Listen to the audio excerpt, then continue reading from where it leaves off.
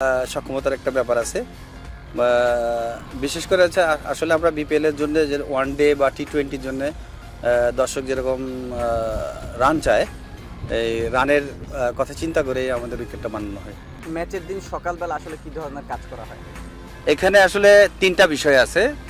ম্যাচের দিনের যে প্রস্তুতিটা, সেটা তিনটা পার্ট আছে। একটা হচ্ছে শীতকাল, একটা বর্ষাকাল, আর একটা ড্রাই সিজন। তো আমরা যেহেতু শীতকালে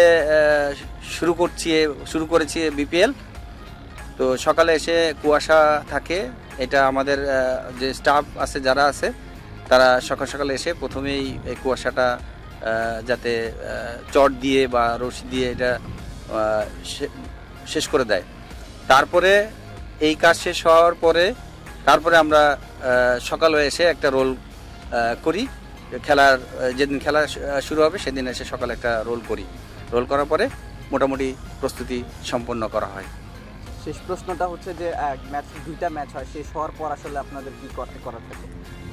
শেষ হওয়ার পরে, খেলা শেষ হওয়ার পরে যখন শেষ হওয়ার পরই আমরা এটা চেষ্টা করি আর করে প্রতিদিন 2 দিন পর খেলা।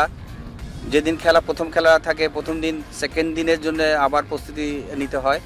সেই কারণে আমরা এই উইকেটটা পরিষ্কার করার চেষ্টা করি যতটুকু সময় লাগে। সেই হিসাবে আমাদের গ্রাউন্ডসম্যানরা সবাই মিলে এই কাজটা করে এবং প্রস্তুতি সম্পন্ন করে। অ্যাকচুয়ালি আসলে এই একটা টিম কম্বিনেশন। আমাদের এখানে আমরা টোটাল 25 জন লোক আছে, আমার স্টাফ, মানে আমি সহ।